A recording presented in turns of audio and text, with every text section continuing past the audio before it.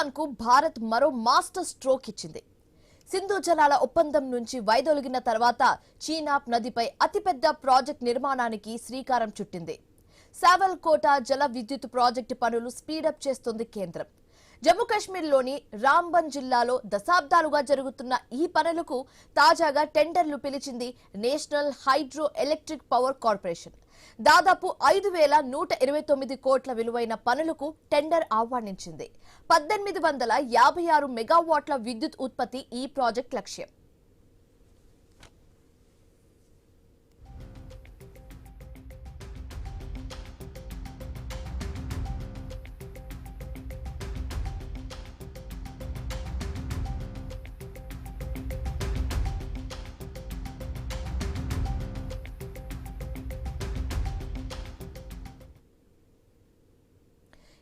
పహల్గామ్ ఉగ్రదాడి తర్వాత పాక్తో ఉన్న సింధు జలాల ఒప్పందం నుంచి భారత్ బయటకు వచ్చేసింది.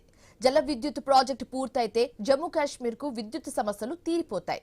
డ్యామ్, టన్నులకు చెందిన బ్రిడ్జ్ ప్రక్రియ మార్చి 12న మొదలై మార్చి 20తో ముగుస్తుంది.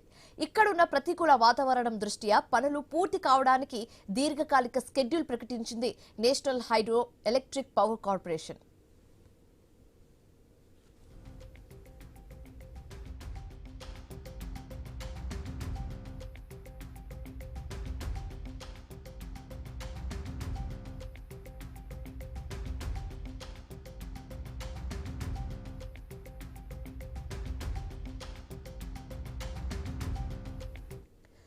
వాస్తవానికి సావల్కోట్ హైడ్రో ఎలక్ట్రిక్ పవర్ ప్రాజెక్టు పనులు దశాబ్దాలుగా కొనసాగుతున్నాయి.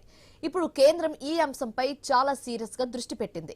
ప్రాజెక్టు పూర్తయితే విద్యుత్ సమస్యలు తీరడంతో పాటు స్థానికంగా రాంబన్ జిల్లాలో మౌలిక వసతులు పెరుగుతాయి. అలాగే స్థానికంగా యువతకు ఉపాధి మెరుగుపడతాయని చెబుతున్నారు.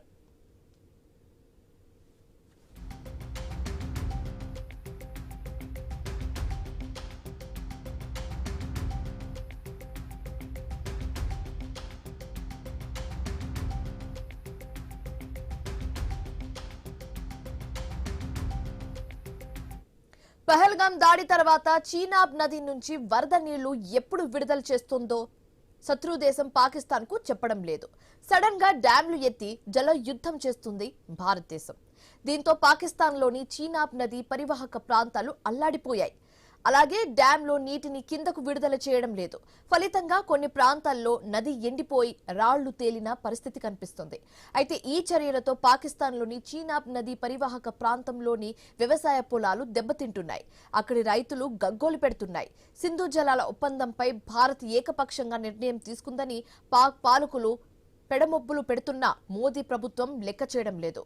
సీమాంతర ఉగ్రవాదానికి స్వస్తి పలికే వరకు పాకిస్తాన్కు గుణపాఠం తప్పదని హెచ్చరిస్తోంది.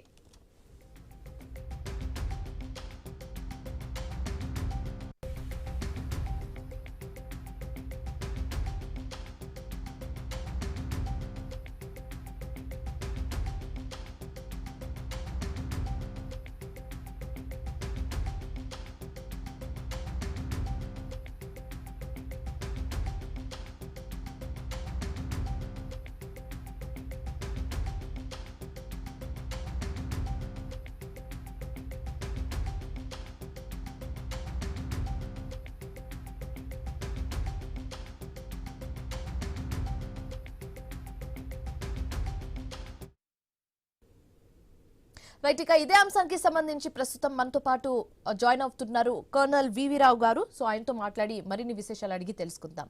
నమస్తే అండి. నమస్తే, చెప్పండి. సో సార్, మనం చూస్తున్నాము ఇప్పుడు సింధు జలాల ఒప్పందం నుంచి భారతదేశం వైదొలిగిన తర్వాత ఇది అంటే వన్ సైడ్ డిసిజన్ అని చెప్పొచ్చు. అయితే ఈ వన్ సైడ్ డిసిజన్ ఏదైతే ఉందో చీనాబ్ నది మీద నిర్మించబోతున్న ఒక ప్రాజెక్టు విషయంలో ఈ చర్యలు, ఈ స్టెప్ ఏ విధమైన బెనిఫిట్స్ ని మన భారతదేశాన్ని తీసుకొస్తాయని అడిగితే ఏం చెప్తారండి? మనం 1960లో Indus water treaty, World Bank middle manship తోటి అప్పట్లో ఉన్న రిక్వైర్మెంట్స్ ప్రకారం సైన్ చేశారు. అయితే దాని తర్వాత మన రిక్వైర్మెంట్స్ విపరీతంగా మారినాయి.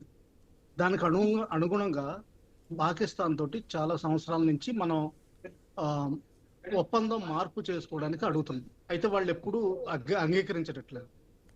వాళ్ళ ఉద్దేశం ఏంటంటే ఈ వివిరావు మూడు గారు ఉపనదులు కొంచెం ఫ్రేమ్ ని అడ్జస్ట్ చేసుకోరా, జూమ్ అవుట్ చేసుకోండి ప్లీజ్.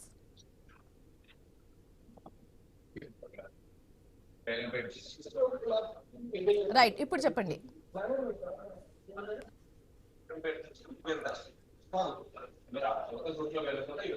ఎస్, ఇప్పుడు చెప్పండి.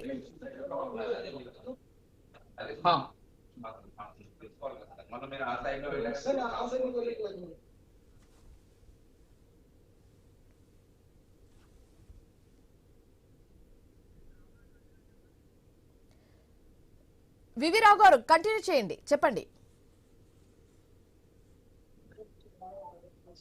సో ఆ ఒప్పందం తిరిగి సమయం తీరిపోయింది. అందుకని మనం రిటర్న్ రివిజన్ అడుగుతున్నాం. అయితే వాళ్ళకి ఆ రివిజన్ ఎట్టి పరిస్థితుల్లో వాళ్ళకి ఒప్పందం సరిపోవట్లేదు. ఎందుకంటే వాళ్ళకి సింధు ప్రాంతంలో చాలా వరకు సముద్రపు నీరు లోపలికి వస్తుంది. దానికి డ్రెడ్జింగ్ చేయడానికి వీటికి చాలా నీరు అవసరం. అలాగే మంగళ డ్యామ్ లో నీరు తగ్గిపోతుంది కాబట్టి వాళ్ళు పెంచుకోవాలని చూస్తున్నారు.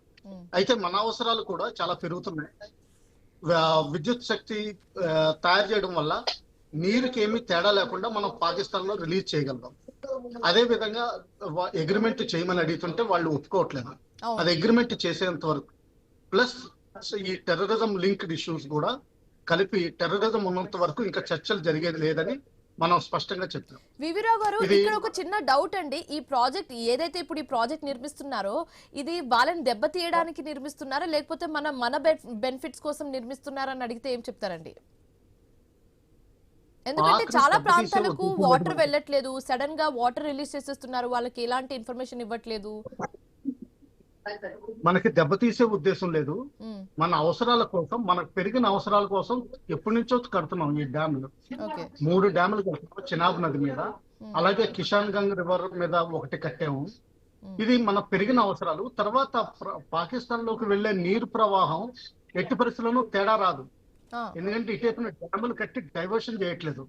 అదే నీరు హైడ్రో ఎలక్ట్రిక్ ప్రాజెక్ట్ లో వాడిన తర్వాత తిరిగి డౌన్ ఫ్లో లో పాకిస్తాన్ ఎంటర్ అవుతుంది. అందువల్ల వాళ్ళకి నీరు తగ్గే అవకాశాలు ఏది లేదు. వాళ్ళ అపోహలు మాత్రమే. కాకపోతే ఏంటంటే వాళ్ళు మనల్ని ప్రాబ్లం చేయాలని వాళ్ళు చేస్తున్నారు. ఇది సంగతి. చెప్పండి. అయితే ఇప్పుడు పాకిస్తాన్ నేతలు ఏం చెప్తున్నారంటే ఇది ఏకపక్షంగా తీసుకున్న నిర్ణయం, మా సైడ్ నుంచి ఎలాంటి మేము ఎస్ చెప్పలేదు, మా అగ్రిమెంట్ లేదు, ఎలా ఈ ప్రాజెక్ట్ నిర్మాణం చేపడతారనేది వాళ్ళ ఒక వాదన ఉంది. దీని గురించి ఏం చెప్తారు మీరు? ఇది వాళ్ళు ట్విస్ట్ చేస్తున్న ప్రదేశం. వాళ్ళు ట్విస్ట్ చేసి ఫ్యాక్ట్స్ ట్విస్ట్ చేసి చెప్తున్నారు. అందుకంటే ఇంకేమీ లేదు. చెప్పండి. ఓకే. సో ఇప్పుడు ఈ ప్రాజెక్ట్ నిర్మాణం పూర్తయితే గనక అక్కడ ఉన్న జనాలకి ఒక ఉపాధి హామీ కలుగుతుంది అండ్ పవర్ చేతిలోకి వస్తుంది. అంటే ఎలక్ట్రిసిటీ పవర్ ప్రాబ్లం ఉండదు వాళ్ళకి. సో ఇంకెలాంటి బెనిఫిట్స్ వస్తుంది జమ్మూ అండ్ కాశ్మీర్ వాసులకు? కొంతవరకు లిమిటెడ్ ఇరిగేషన్ ఫెసిలిటీస్ జమ్మూ ప్రాంతంలో పెరుగుతాయి. అది మాత్రం ఖచ్చితం. ఎందుకంటే కొత్తగా కెనాల్స్ కట్టవలసి వస్తుంది. దానివల్ల లిమిటెడ్ ఇరిగేషన్ ఫెసిలిటీస్ పెరుగుతాయి. ఇంకంతకంటే ఏమీ లేదు. కానీ పాకిస్తాన్ లోకి అల్టిమేట్లీ వెళ్ళే వాటర్ మాత్రం ఏం తగ్గే ప్రసక్తి లేదు. చెప్పండి. సో వివిరావు గారు, ఇందాక మీరు అన్నట్టుగా ఇది పాకిస్తాన్ ని దెబ్బతీయడం అనేది కాదు, ఇది మన ప్రయోజనం కోసం మీరు అంటున్నారు. కానీ ఇన్నేళ్లలో ఎప్పుడు తీసుకునే డిసిజన్ ఇప్పుడు ఎందుకు తీసుకున్నారు? ఎందుకు తీసుకున్నారంటే పాకిస్తాన్ టెర్రరిజం ఎన్ని సంవత్సరాలు అయినా కానీ 4 దశాబ్దాలు దాటినా కానీ కంట్రోల్ చేసే ప్రసక్తి కనిపించట్లేదు. అలాగే మనల్ని దాదాపు శాంతి చేకూరినా కానీ మళ్ళా దాన్ని ఏదో విధంగా రేకెత్తించాలని చూపిస్తుంది. అందువల్ల మనం ఈ చర్య తీసుకోవాల్సి వచ్చింది. తర్వాత వాళ్ళు అగ్రిమెంట్ వస్తే, ఒకవేళ రివిజన్ అగ్రిమెంట్ వస్తే మనకేమీ తేడా లేదు. కానీ వాళ్ళు ఎప్పుడు రివిజన్ అగ్రిమెంట్ కి రావట్లేదు. మధ్యలో మనకి వరల్డ్ బ్యాంక్ మధ్యవర్తిత్వం అక్కర్లేదు. వాళ్ళు వరల్డ్ బ్యాంక్ ని ఆసరా తీసుకుని దాన్ని ఇంటర్నేషనల్ ఇష్యూ చేయాలని చూస్తున్నారు. అంతేనే. చెప్పండి. ఓకే. సో వివిరావు గారు, స్మాల్ బ్రేక్ తీసుకుందాం. బ్రేక్ తర్వాత మళ్ళీ మీతో మాట్లాడే ప్రయత్నం చేద్దాం. బులెటిన్లో షార్ట్ బ్రేక్ తీసుకుందాం. Stay with us. Welcome back. Pakistan కు భారత్ మరో మాస్టర్ స్ట్రోక్ ఇచ్చింది. సింధు జలాల ఒప్పందం నుంచి వైదొలిగిన తర్వాత చీనాబ్ నదిపై అతిపెద్ద ప్రాజెక్ట్ నిర్మాణానికి శ్రీకారం చుట్టింది. సావల్ కోట్ జల విద్యుత్ ప్రాజెక్టు పనులు స్పీడప్ చేస్తుంది కేంద్రం. జమ్మూ కాశ్మీర్లోని రాంబన్ జిల్లాలో దశాబ్దాలుగా జరుగుతున్న పనులకు తాజాగా టెండర్లు పిలిచింది national hydro electric power corporation. అలాగే దాదాపు 5,129 కోట్ల విలువైన పనులకు టెండర్ ఆహ్వానించింది. 1856 మెగావాట్ల విద్యుత్ ఉత్పత్తి ఈ ప్రాజెక్ట్ లక్ష్యం. రైట్, ఇక ఇదే అంశానికి సంబంధించి మనం ఆల్రెడీ వివిరావు గారితో మాట్లాడుతున్నాం. వివిరావు గారు చెప్పండి, ఇప్పుడు ఆల్రెడీ దశాబ్దాలుగా జరుగుతున్న ప్రాజెక్ట్ నిర్మాణం ఇంకా ఎన్ని రోజులు పట్టే అవకాశం ఉంది? అండ్ ఎందుకు ఇంత, అంటే గవర్నమెంట్ కూడా డిక్లేర్ చేసేసింది దీనికి కొంచెం టైం పట్టే అవకాశం ఉంది కాబట్టి వెయిట్ చేయాలని చెప్తున్నారు. ఎందుకు ఇంత టైం పడుతుంది ప్రాజెక్ట్ పూర్తవడానికి?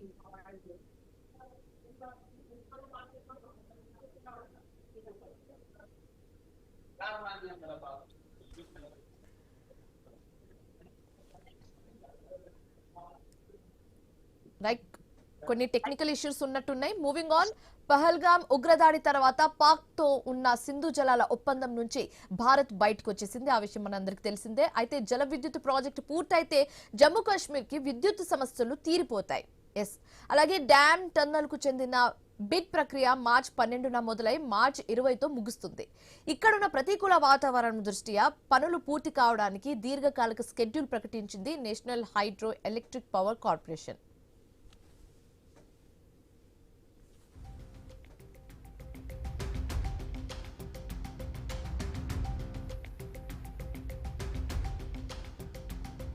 వాస్తవానికి Sawalkote hydro electric power project పనులు దశాబ్దాలుగా సాగుతున్నాయి.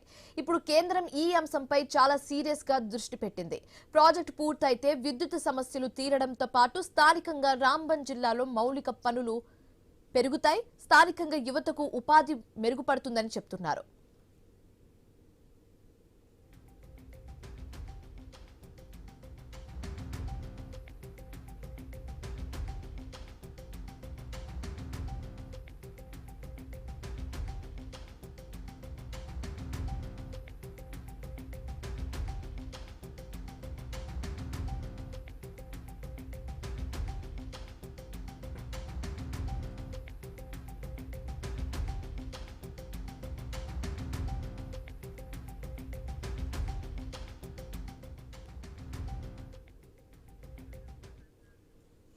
పహల్గామ్ దాడి తర్వాత చీనాబ్ నది నుంచి వరద నీళ్లు ఎప్పుడు విడుదల చేస్తోంది శత్రుదేశం పాకిస్తాన్ కు చెప్పడం లేదు.